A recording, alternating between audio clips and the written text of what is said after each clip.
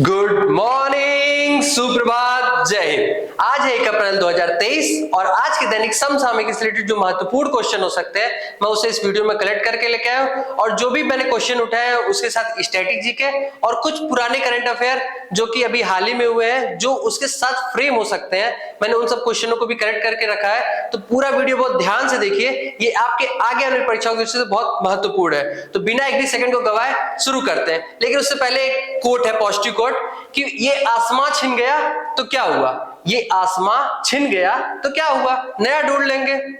ये आसमां छिन गया तो क्या हुआ, नया ढूंढ लेंगे। हम वो परिंदे थोड़े ही हैं जो उड़ना छोड़ देंगे। तो आज का पहला क्वेश्चन है, हाल ही में स्वास्थ्य अधिकार विधेयक, ये बहुत ही ज्यादा बर्निंग टॉपिक है।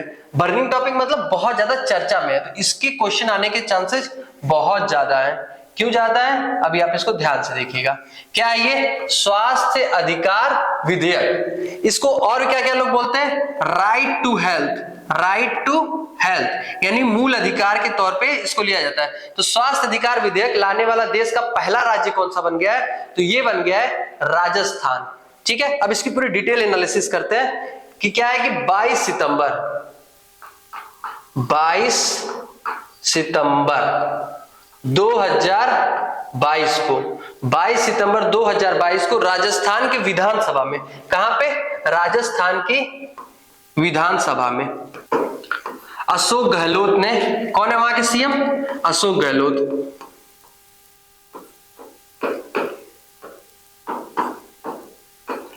तो अशोक गहलोत ने एक बिल लाया। क्या लाया, स्वास्थ्य अधिकार विधेयक। इसमें क्या है कि अगर आपका एक्सीडेंट हो जाता है या किसी भी पर्सन का एक्सीडेंट हो जाता है या कोई इमरजेंसी आ जाती है, जैसे इमरजेंसी में क्या हो सकता है कि सांप काट लिया हो, या सर इतना फट गया हो कि खून ब्लीडिंग जो हो रही है रुक ही नहीं रही है, या गांव में मारपीट हो गई है, किसी ने 2-4 लोग को मिलकर बढ़िया से धून दिया है और उनके बचने के चांसेस कम लग रही है, या कोई भी ऐसी कंडीशन हो जाती है, किसी को हार्ट अटैक आ गया है, किसी को दिल का दौरा पड़ गया है, कुछ भी ऐसा जो इमरजेंसी में होता है, तो उस कंडीशन में आप प्राइवेट हॉस्पिटल, गवर्नमेंट हॉस्पिटल, दुनिया के मतलब दुनिया के कोई भी हॉस्पिटल जो राजस्थान के अंदर है, ठीक है, ये ध्यान दीजिएगा, राजस्थान की सीमा के अंदर है, आप वहां जाके अपना इलाज करा सकते हैं। अगर आपके पास पैसे नहीं है उस समय तो आप अपना इलाज फ्री में शुरू करा सकते हैं, हॉस्पिटल आपसे पैसे नहीं मांगेगा। और अगर आप इलाज करवा के वापस जा रहे हैं और अगर आपके पास पैसे है तो भी हॉस्पिटल आपसे पैसे नहीं मांगेगा, गवर्नमेंट खुद उसका रीइंबर्समेंट फीस पे करेगी, यानी गवर्नमेंट उसका पैसा अदा करेगी। अगर आप, ये आपातकाल हो गया, आपातकाल के अलावा जो भी और चीजें होती, कोई नॉर्मली जैसे 2 तरीके के मरीज होते हैं, कौन कौन से होते हैं, एक होता है ओपीडी और एक होता है आईपीडी। तो देखिए, सबसे पहले ओपीडी आईपीडी समझ लीजिए। ओपीडी होता है आउट पेशेंट डिपार्टमेंट, आईपीडी होता है इन पेशेंट डिपार्टमेंट। तो ओपीडी में वो होता है कि आप हॉस्पिटल गए, सर्दी जुकाम हुआ है, डॉक्टर को दिखाया, डॉक्टर ने कुछ टेस्ट लिखे, टेस्ट कराया, फिर मेडिसिन ली, अब फिर आप घर चले आए, वहां पे आपको एडमिट नहीं होना था। लेकिन इन पेशेंट डिपार्टमेंट, इन से समझ लीजिए कि आप हॉस्पिटल के अंदर आ गए, कम से कम 24 घंटे के लिए आपको वो एडमिट कर लिया या भर्ती कर लिया, तो वो पेशेंट होते हैं आईपीडी। तो ओपीडी हो या आईपीडी हो, उन सबको मुफ्त कर दिया है, क्योंकि राजस्थान के वैसे भी माइलस्टोन बहुत ज्यादा रह चुके हैं। उन्होंने चिरंजीवी लॉन्च किया था, है ना, और फिर निशुल्क परीक्षण लॉन्च किया था, तो ढेर सारे निशुल्क चीजों को लॉन्च किया था, लेकिन गवर्नमेंट उसको अच्छे से एक्टिवेट नहीं कर पा रही थी। क्योंकि अभी आप सोच लीजिए कि आपके घर में 10 लोग हैं, किसी के साथ अलग बिहेव करना है, किसी के साथ अलग बिहेव करना है, किसी के साथ अलग बिहेव करना है, परिवार जैसी तो फीलिंग ही नहीं आएगी। तो इसलिए राजस्थान ने क्या कहा, राजस्थान के सीएम ने क्या किया कि पूरा जो प्रदेश है, अब उसमें आप सरकारी जॉब करते हो ना करते हो, नेता हो, गरीब हो, अमीर हो, कोई दिक्कत नहीं, सब फ्री में जाओ। अगर पैसे देने की क्षमता है तो दीजिए, नहीं है तो कोई बात नहीं, आराम से फ्री में इलाज कराइए। कोई अब चिरंजीवी योजना, ये सब उसी के अंदर सीधे इंक्लूड कर दी जाएगी। तो क्या है कि आपसे पैसे नहीं ली जाएगी। लेकिन इसी बात पे डॉक्टर भड़क गए, और सबसे ज्यादा भड़के किस मैटर पे, इमरजेंसी वाले पे, कि इमरजेंसी में पैसा नहीं लेंगे।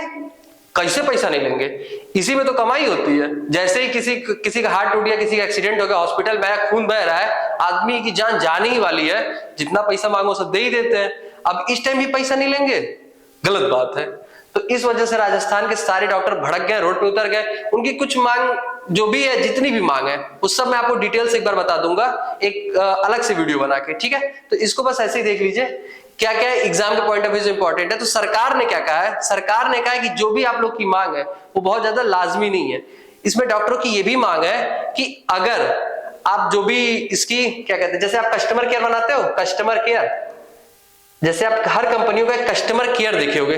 कस्टमर केयर क्या होता है कि विवाद का निपटारा करता है। तो इसमें भी विवाद होंगे, कभी डॉक्टर से लड़ाई हुई, कभी किसी से लड़ाई हुई, तो विवाद निपटारा कौन करेगा? हर बार बड़े डॉक्टर करते थे, लेकिन इसमें ऐसा रखा गया कि नेता करेंगे और ब्यूरोक्रेट्स करेंगे।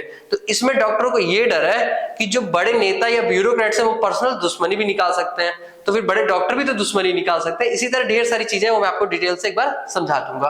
तो इस वीडियो में सबसे पहले विधेयक किसने लाया है? तो ये लाया राजस्थान ने। राजस्थान के सीएम कौन है? अशोक गहलोत। और वहां के गवर्नर कौन है? कलराज मिश्र। तो 22 सितंबर 2022 को लाया गया था और 21 मार्च 2023 को पास कर दिया गया है। तो इसी पे अभी पूरा मामला भड़का हुआ है। इसके बाद है अधिवक्ता संरक्षण अधिनियम। अभी अभी हाल ही में देश का पहला अधिवक्ता संरक्षण अधिनियम, क्योंकि राजस्थान में एक अधिवक्ता की निर्ममता पूर्वक, एकदम क्रूरता पूर्वक उसकी हत्या कर दी गई थी दिन दहाड़े। तो अधिवक्ता संरक्षण अधिनियम भी राजस्थान सरकार ने लाया है। राजस्थान सरकार इसमें बहुत हाईली अच्छा काम कर रही है। पता नहीं, शायद जनता की फिक्र आ गई हो। और आपको एक बात बता दूं कि जो भी चीजें आपको मिल रही है, मुफ्त शिक्षा या मुफ्त इलाज या गवर्नमेंट तरफ से कुछ भी मिल रहा है, ये आपको मिलने वाला प्रिविलेज नहीं है, ये आपको विशेषाधिकार नहीं मिला है, ये आपकी फंडामेंटल राइट है। एक अच्छा जीवन जीना तो ये आपका हक है। आपने उनको इसीलिए चुना है कि आप वो आपका हक मिलेगा, इसलिए थोड़ी चुना है कि वो आपको ये चीजें आपको कोई खाने को दे। तो ये आपको विशेषाधिकार नहीं, आपको कोई बहुत ज्यादा स्पेशल चीज प्रोवाइड नहीं करा जा रही, ये आपका हक है। अगर आप आईफोन लेके चल रहे तो ये आपको एक विशेषाधिकार मिल गया, आपको रोल्स रॉयस मिल गई तो ये आपको एक विशेषाधिकार मिल गया। लेकिन आपको पहनने के लिए कपड़े मिल गए तो ये आपको कोई विशेषाधिकार नहीं मिला, ये तो आपका मौलिक हक है। या जो भी आपातकाल में हो रहा है ये तो उनका हक बनता है भाई, इसमें कोई बहुत बड़ी चीज नहीं हो रही है। मीडिया सुरक्षा कर्मी, ये सबसे पहले कहां आया है? तो ये सबसे पहले आया था महाराष्ट्र। तो मीडिया सुरक्षा कर्मी अधिनियम सबसे पहले महाराष्ट्र आया था। दूसरे नंबर का राज्य कौन सा है? छत्तीसगढ़ है। इसके बाद आगे देखते हैं। नेक्स्ट क्वेश्चन है, दुनिया का पहला 3D प्रिंटेड रॉकेट कौन सा है जो सफलतापूर्वक लॉन्च किया गया है? अब इसके बारे में पूरा जान लीजिए। तो एक रॉकेट है ये जिसका नाम है टेरान-1। क्या है? टेरान-1। किस स्पेस एजेंसी का है? तो स्पेस एजेंसी का नाम है रिलेटिविटी। ठीक है, इसको मैं लिख देता हूं। स्पेस एजेंसी का नाम है रिलेटिविटी। उसने दुनिया का पहला 3D प्रिंटेड, यानी कि जो रॉकेट है वो एक प्रिंटर से बनाया गया है। कौन सा प्रिंटर है? 3D printer. 3D प्रिंटर से बनाया गया है और अब तक का सबसे बड़ा सैटेलाइट है। कितना बड़ा है? ये 110 फीट लंबा है और 7.5 फीट, कितना? 7.5 फीट चौड़ा है। कितना? 7.5 फीट चौड़ा है, मतलब उसका डायामीटर है, अगर मैथमेटिकल टर्म में बोला जाए तो उसका डायामीटर है। इसको जब प्रक्षेपित किया गया तो ये 100 किलोमीटर की सीमा को पार कर गया। एक मिनट, अभी इसको जरा देख लीजिए क्या है। जैसे ये अपना अर्थ है, इससे यहां पे एक बाउंड्री मानी जाती है, एक इमेजिनरी बाउंड्री मान ली जाती है 100 किलोमीटर पे। तो इस लाइन के उधर जाएंगे तो स्पेस मान लिया जाएगा और इसके इधर आएंगे तो वायुमंडल मान लिया जाएगा। ये डिस्टेंस कितनी है? 100 किलोमीटर। तो इस लाइन को क्या बोलते हैं? इसको बोलते हैं कार्मन लाइन। क्या बोलते हैं? Karman line. तो इस लाइन को ये जो सैटेलाइट है टेरान-1 रॉकेट है इसको पार कर गया है। ठीक है, तो ये रॉकेट है कि सैटेलाइट है? तो ये है रॉकेट। इसके साथ जो पेलोड लगेगा वो आप सैटेलाइट भी ले जा सकते हैं, अपने घर का सोफा भी लेके जा सकते हैं, तो वो हो जाएगा उसका पेलोड। बम लाद लेंगे तो ब्रह्मोस जैसा मिसाइल हो जाएगा, तो पेलोड लगा सकते हैं। तो पहले ये पेलोड ले जाने में सक्षम नहीं था, लेकिन अभी जो इसका मॉडिफाइड फॉर्म बना है इसमें ये लगभग 1000 किलो तक का पेलोड ले जा सकता है। लगभग 1250 किलो तक का पेलोड ले जाने में सक्षम है। तो ये है टेरान-1। जब इसको लॉन्च किया गया तो ये 100 किलोमीटर तक गया। उसके बाद जब निचली कक्षा थी उसको पार कर गया, लेकिन जब जो उसकी निचली से थोड़ी सी ऊपर की कक्षा थी उसी में स्थापित करने का इन लोग का प्लान था, लेकिन वहां पे वो स्थापित नहीं हो पाया। लेकिन सक्सेसफुली इसने कार्बन लाइन को पार कर लिया, इसलिए इसको सफलतापूर्वक लॉन्च कहा जा रहा है, कि पहला 3D प्रिंटेड। तो ये कहां का है, टेरान 1। अब टेरान 1 के बाद टेरान आर आएगा, क्या आएगा, तो टेरान 1 के बाद टेरान आर लॉन्च किया जाएगा। तो ये सफलतापूर्वक प्रक्षेपण है, किस स्पेस कंपनी का है, रिलेटिविटी। किसका स्पेस कंपनी का है, रिलेटिविटी। इसके बाद नेक्स्ट क्वेश्चन है, हाल ही में वन्य जीव संरक्षण पुरस्कार 2023 से किसे सम्मानित किया गया। इससे पहले एक पुराना क्वेश्चन देख लेते हैं। हाल ही में वन्य जीव संरक्षण दिवस कब मनाया गया था, तो मनाया गया था 3 मार्च को। क्या था, पर्यावरण संरक्षण के लिए साझेदारी, पार्टनरशिप फॉर क्लाइमेट कंजर्वेशन। ठीक है, तो कब मनाया गया था, 3 मार्च को। किसकी याद में मनाया गया था, यानी किस चीज को याद करने के लिए मनाया गया था, ये मनाया गया था CITES, साइट्स पे एक समझौता हुआ था, उसी की याद में। इसका फुल फॉर्म क्या था, conservation of international trade in endangered species. अब इस क्वेश्चन को मैं क्यों बता रहा हूं, क्योंकि ये चीज इससे ही रिलेटेड है। तो ये जो भी पर्सन क्लाइमेट संरक्षण यानी पर्यावरण संरक्षण के लिए अभूतपूर्व योगदान देता है, उनको ये अवार्ड दिया जाता है। तो इस बार के ऑप्शन कौन कौन से, आलिया मीर, सलीमा टेटे, आसिफ शेख, रतन टाटा। तो ये मिला है आलिया मीर को। ये जम्मू कश्मीर की एक्टिविस्ट है और इसके साथ साथ ही इन्होंने पर्यावरण संरक्षण के लिए बहुत ज्यादा योगदान दे रखा है।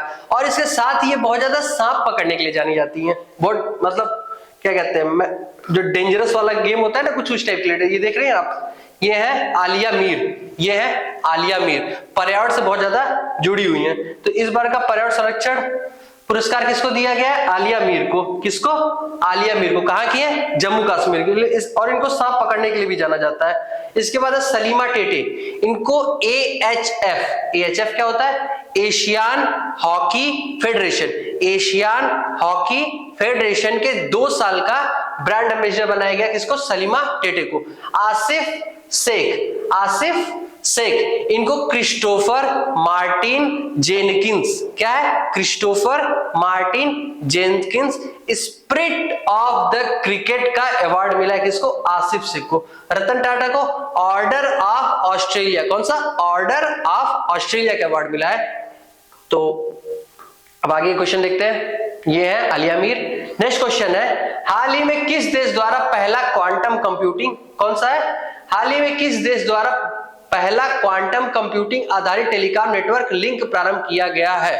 आपको पता है कि जो एनर्जी का फ्लो होता है वो या तो क्या कहते हैं, कॉन्टिन्यूअस होगा, या तो बंडल के फॉर्म में होगा। जब बंडल के फॉर्म में होगा तो उन्हें बोलते हैं फोटॉन। और उसी ऊर्जा के तरंगों का यूज करके, किसको, उसी फोटॉन की ऊर्जा की तरंगों का यूज करके ये कंप्यूटिंग सिस्टम बनाया गया है कि जिसमें वो सूचनाओं को, जब हम एक सूचना एक जगह से दूसरी जगह भेजते हैं तो उस सूचनाओं का परिवर्तन क्वांटम रूप में होगा। और उस क्वांटम टेक्निक का यूज करके ये पहला क्वांटम कंप्यूटिंग आधारित टेलीकॉम नेटवर्क बनाया गया है। दिल्ली में संचार विभाग जो डिपार्टमेंट है वहां पे इसका यूज भी प्रारंभ कर दिया गया है। और इसके जो मंत्री हैं, जो दूर संचार या टेलीकम्युनिकेशन मिनिस्टर या दूर संचार मंत्री हैं, क्या नाम उनका, अश्वनी वैष्णव, उन्होंने लोगों को आमंत्रित किया है एक क्या कहते हैं, एक टीम बनाकर कि आप लोग इसको इंडियन रेलवे पे भी लागू करिए जल्दी से जल्दी।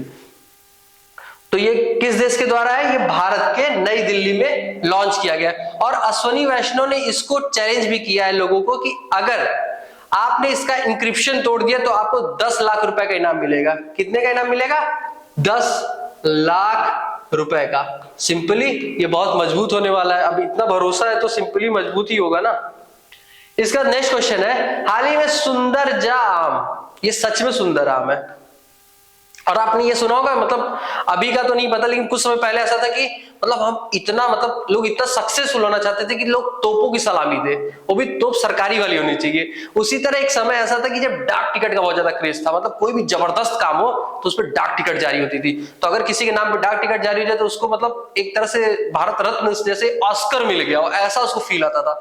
तो ये सुंदरजा आम कोई ऐसा हल्का फुल्का आम नहीं है।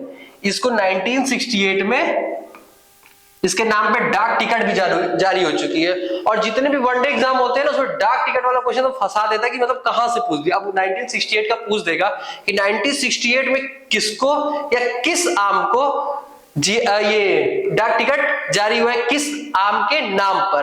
तो सिंपली यह सुंदरजा आम। लेकिन हम लोग कहेंगे कि 1968 का करंट अफेयर पूछ दिया, उतना लंबा कौन याद करेगा? नहीं, जो इस समय का करंट अफेयर है और उस समय की चीजें से रिलेटेड है तो पूछेगा ही पूछेगा, अब फंसाएगा ही ना। तो सुंदरजा आम को मिला है जीआई टैग। जीआई टैग क्या होता है? ये होता है जियोग्राफिकल इंडिकेशन। क्या होता है? Geographical indication. ये जैसे आपका कोई भी शहर हो, ये है मध्य प्रदेश का, तो मध्य प्रदेश के उस प्रॉपर एरिया में उसका जीआई टैग हो जाएगा। तो जब ये दूसरे देशों को बेचा जाएगा तो उस एरिया के नाम पे फिक्स होगा। तो लोगों को जब भी आम खरीदना होगा तो वो उस एरिया का खरीदेंगे। तो सिंपली उस एरिया के व्यापार में बढ़ोतरी होगी, वहां के जो प्रॉपर किसान है उनको उसका फायदा मिलेगा, इसलिए ये जीआई टैग दिया जाता है। कितने वर्षों के लिए दिया जाता है? तो 10 वर्षों के लिए दिया जाता है। 10 वर्षों के लिए ये जीआई टैग वैलिड होता है। फिर 2003 में जीआई टैग की शुरुआत की गई थी, लेकिन 2004 में पहला जीआई टैग किसको दिया गया था? कोलकाता के दार्जिलिंग चाय को। किसको? कोलकाता के दार्जिलिंग चाय को। तो इसका संबंध किस राज्य से है? तो ये है मध्य प्रदेश। किस राज्य से? मध्य प्रदेश। अब इसके बाद 2 लोगों को और जीआई टैग मिला है, वो देख लीजिए। तो छत्तीसगढ़ के धमतरी जिले में, किसको? छत्तीसगढ़ के धमतरी जिले के नागरी दुबराज चावल। किसको? नागरी दुबराज चावल को। तो इनको भी जीआई टैग मिला है। इसके बाद नेक्स्ट है मुरैना की गजक। ये मुरैना किस प्रदेश का है? मध्य प्रदेश। मध्य प्रदेश के मुरैना गजक अभी एक कल्चरल फेस्ट टाइप का हुआ था, उसमें विदेशी आए हुए थे, तो उन्होंने जब मुरैना गजक खाई तो एकदम मतलब पागल हो गए, मतलब क्या गजब, क्या लाजवाब चीज है। तो इनको भी जीआई टैग मिल गया है। अब इसके बाद आगे देखते हैं ISSF। नेक्स्ट क्वेश्चन है ISSF विश्व कप राइफल और पिस्टल 2023। ये क्वेश्चन बहुत ध्यान से देखिएगा। क्यों? क्योंकि इसमें 2-3 तरह के कंपटीशन होते हैं। एक तो ओवरऑल कंपटीशन होता है, उसमें सब चलेगा। एक राइफल और पिस्टल वाला है, ये रही पिस्टल और ये राइफल। और एक होता है शॉर्ट गन वाला। तो आदमी कंफ्यूज हो जाएगा कि ISSF का तो लन किया था, उसमें तो ये देश टॉप पे था, तब तक आंसर में कुछ और हो गया। यही होगा माइनस मार्किंग। तो आपको ये देखना है कि ISSF के लगभग 3 मैच होते हैं या 3 तरह की रेटिंग आती है। कौन कौन से? एक ओवरऑल, एक स्पेशली शॉर्ट गन के लिए और एक स्पेशली आती है राइफल और पिस्टल के लिए। तो कौन सा गेम हुआ है? राइफल और पिस्टल वाला। और तीनों के तीनों अलग जगह होता है। शॉर्ट गन वाला दोहा में हुआ है, ये वाला भोपाल में हुआ है। भोपाल किसी कैपिटल है? मध्य प्रदेश की। तो अब इसका फुल फॉर्म देख लीजिए, ISSF इसका फुल फॉर्म है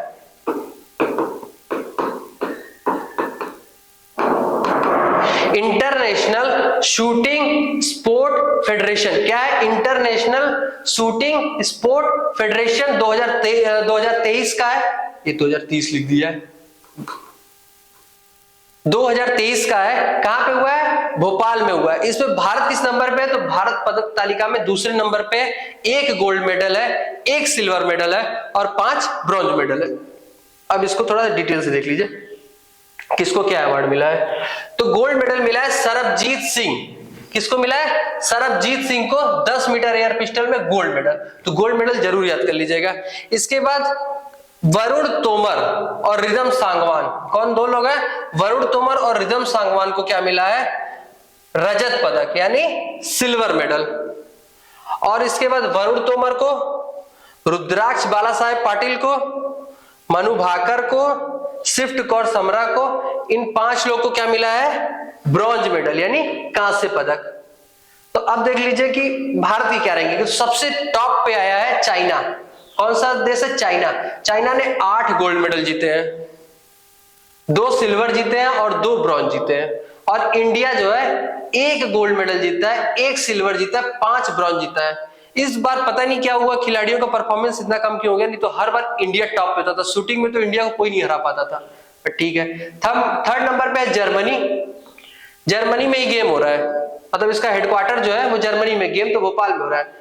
तो हेडक्वार्टर जो इसका मेन टीम है वो तो जर्मनी की है, लेकिन वहां की तो ऐसी ही हालत है। जैसे चौथे नंबर पे हंगरी है, 9 गोल्ड मेडल। तो सारे गोल्ड मेडल चाइना ले गया, 1 गोल्ड मेडल इंडिया और 1 जो है जर्मनी ले गया। इसके बाद आगे देखते हैं, आप इसका स्क्रीनशॉट भी ले सकते हैं। सरबजीत सिंह को क्या मिला है? Gold medal.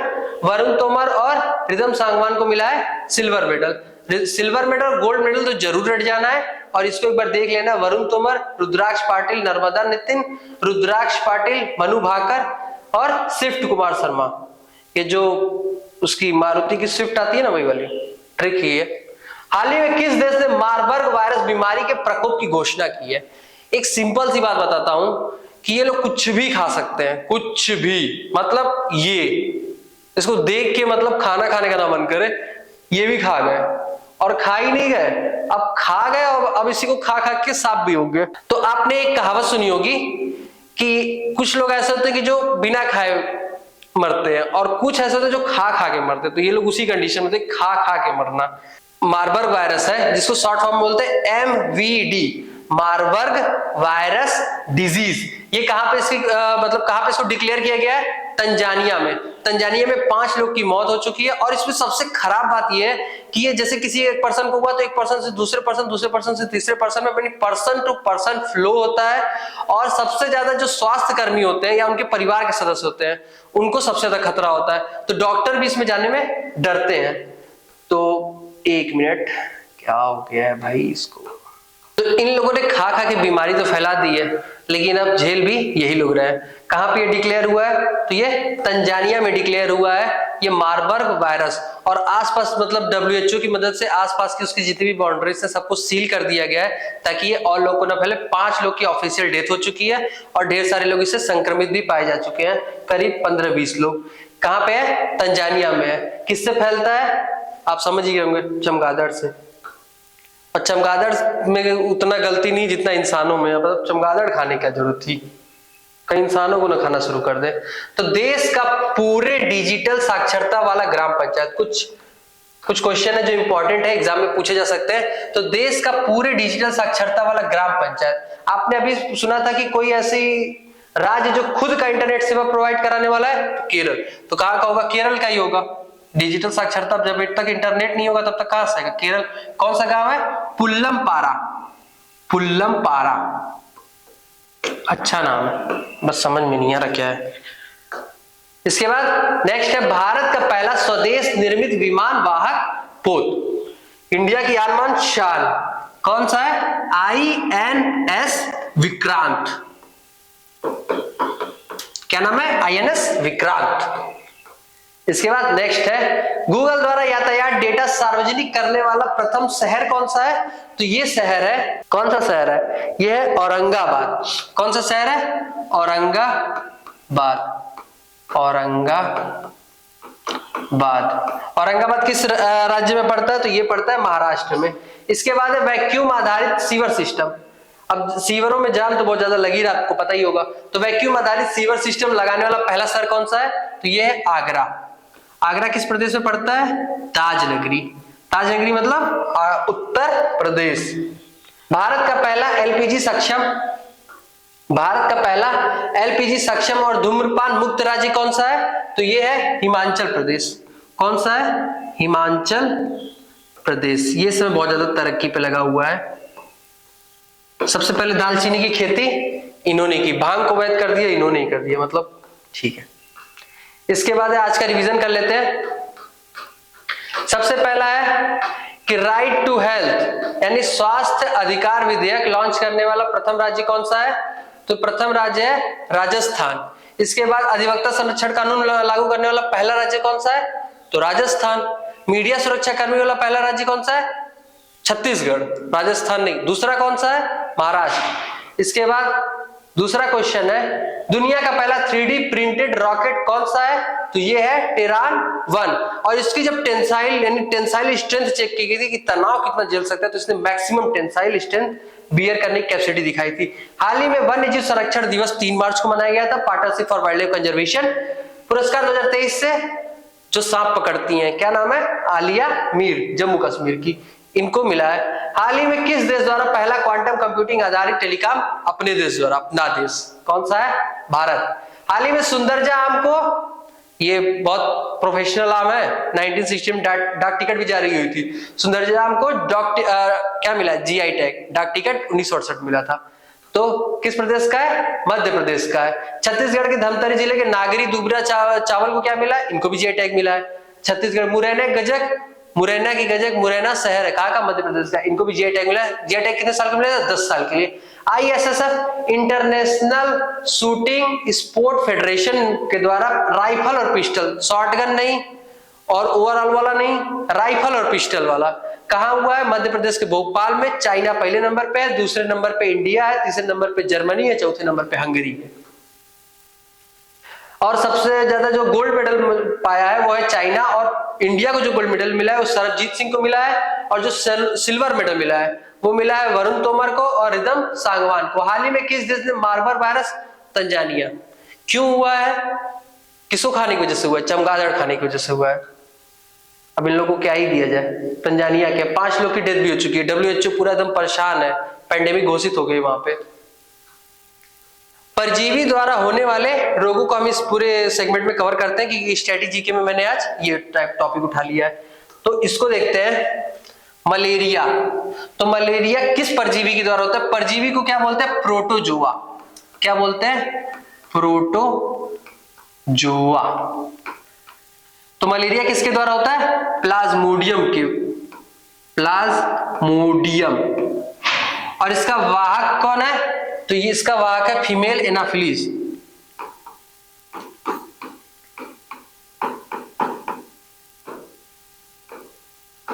ये आपको दिख रही होगी स्प्लीन, और ये ब्लड। यानी प्रभावित किसको किसको करता है? स्प्लीन को और ब्लड को। इसमें क्या होगा? तेज बुखार,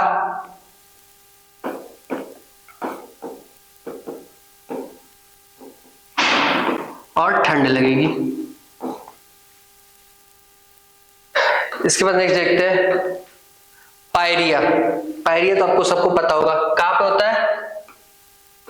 मसूड़ों में होता है। कहां पे होता है? मसूड़ों में। कौन सा परजीवी है? Entamoeba gingivalis. जिंजिविलिस। इसमें क्या होता है? मसूड़ों से खून आता है। जब आप कुछ ठंडा खाते होंगे, आइसक्रीम, बर्फ और गोला खा लिया, दांत एकदम झंझना जाता होगा, तो झंझनाने से याद कर लीजिएगा जिंजिविलिस। क्या है? जिंजिविलिस। किसको प्रभावित करता है? मसूड़ों को। इसके बाद नेक्स्ट है सोने की बीमारी। मतलब सर सोने की बीमारी भी होती है क्या? हम तो डेली सोते हैं 8-8 घंटे, यही सोने की बीमारी है क्या? नहीं, सोने की बीमारी ये नहीं है। ये होती है सीसी मक्खी की वजह से। कौन सी मक्खी है? सीसी, टी साइलेंट है। सीसी मक्खी की वजह से होती है। किसको प्रभावित करती है? दिमाग को। इसमें आदमी खूब सोएगा, खूब सोएगा, सोएगा तो उठने का नाम नहीं लेगा, और बहुत तेज बुखार रहेगा। किसकी वजह से होती है? ट्रिपेनोसोमा। परजीवी है, यानी प्रोटोजोआ है। इस ना वायरस है ना बैक्टीरिया है। क्या है? प्रोटोजोआ। इसके बाद पेचिस। पेचिस सबको पता होगा, शादियों में दवा खा लेते हैं तो क्या होती है? पेचिस पड़ने लगती है, खून वाली दस्त। किसकी वजह से होती है? Anti amoeba histolytica.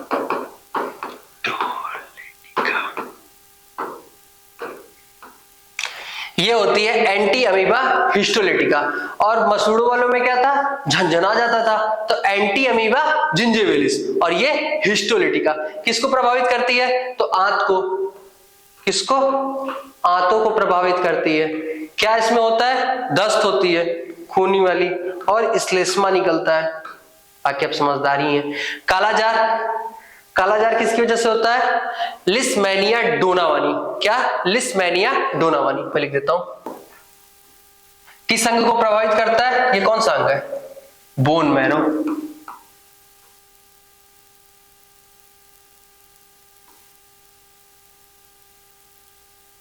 कौन इसका वाहक है? तो बालू मक्खी। कौन सी? बालू मक्खी। अब आगे देखते हैं। प्रोटोजोआ होने वाली डिजीज होगी।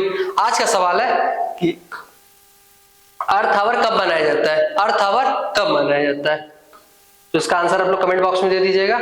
तो आज का कोट है, सोच बदलो, सोच बदलो, सितारे बदल जाते हैं। नजर बदलो, नजारे बदल जाते हैं। कश्तियां बदलने की जरूरत नहीं है, दिशा बदल लो, किनारे बदल जाएंगे। तो keep study, keep healthy. Thank you.